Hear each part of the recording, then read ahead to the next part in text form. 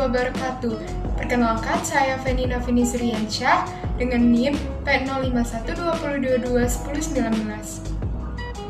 Hai, perkenalkan, nama saya Lareniza Puspakianti dengan nomor NIM P05120221027. Saya Vika Nihayatulia dengan NIM P05120221047. Assalamualaikum warahmatullahi wabarakatuh. Perkenalkan, nama saya Yanda Depriansa, kelas 2A NIM P05120221050. Saya akan memberikan tugas kepada kalian untuk membuat video mitigasi. Tapi sebelum itu, kalian cari tahu dulu apa itu pengertian mitigasi.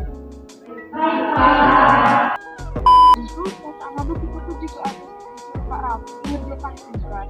Tapi yang lupa tugasnya apa? Kok ini tapi tugas tentang mitigasi kalau salah mah. Enggak, kita cari dulu. Apa cari dulu? Baca. Mitigasi bencana adalah segala upaya untuk mengurangi risiko bencana. Program mitigasi bencana dapat dilakukan melalui pembangunan secara fisik maupun peningkatan kemampuan menghadapi ancaman bencana. Mitigasi bencana tsunami terbagi menjadi 3 tahapan. Yang pertama prabencana, yang kedua bencana, yang ketiga pasca bencana. Tahap pertama adalah prabencana atau sebelum terjadinya bencana. Pada tahapan ini, kita dapat melakukan beberapa hal. Contohnya seperti kita dapat membangun sistem peringatan dini atau sistem early warning. Yang kedua, kita dapat memberikan edukasi kepada para masyarakat. Yang ketiga, kita dapat memberikan sosialisasi kepada masyarakat. Yang keempat, kita dapat menyiapkan tas darurat, yang dimana tas darurat ini berisi obat-obatan, kemudian pakaian, kemudian surat-surat berharga. Nah, yang terakhir, kita dapat membantu diri kita sendiri dalam menghadapi bencana. Contohnya seperti kita dapat menghafal jalur evakuasi dan titik-titik berkumpul. Kita harus mempersiapkan tas siaga bencana karena sangat penting untuk dapat bertahan hidup dalam keadaan darurat seperti saat adanya gempa atau bencana alam lainnya.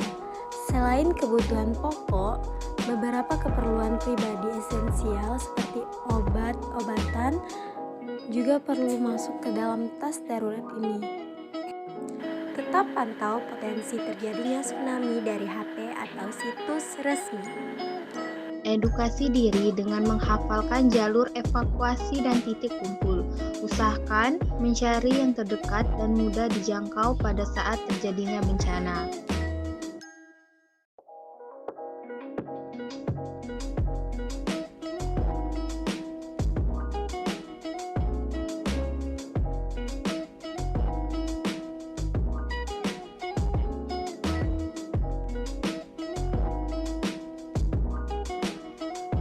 Tahap terjadinya bencana. Nah, sebelum terjadinya bencana biasanya akan didahului dengan adanya gempa bumi. Nah, di mana rentang antara terjadinya gempa bumi dan tsunami ini berkisar antara waktu 40 menit.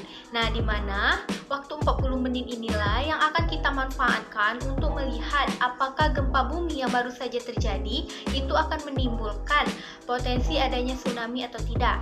Jika kita melihat adanya tanda dan gejala akan terjadinya tsunami, maka kita harus segera menghubungi instansi terkait bencana yang akan terjadi.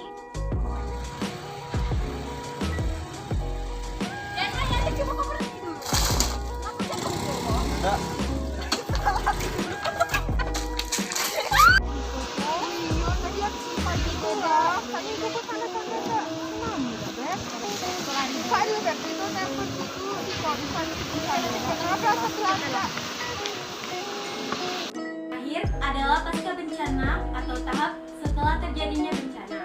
Ada beberapa hal yang dapat kita lakukan pada tahap ini.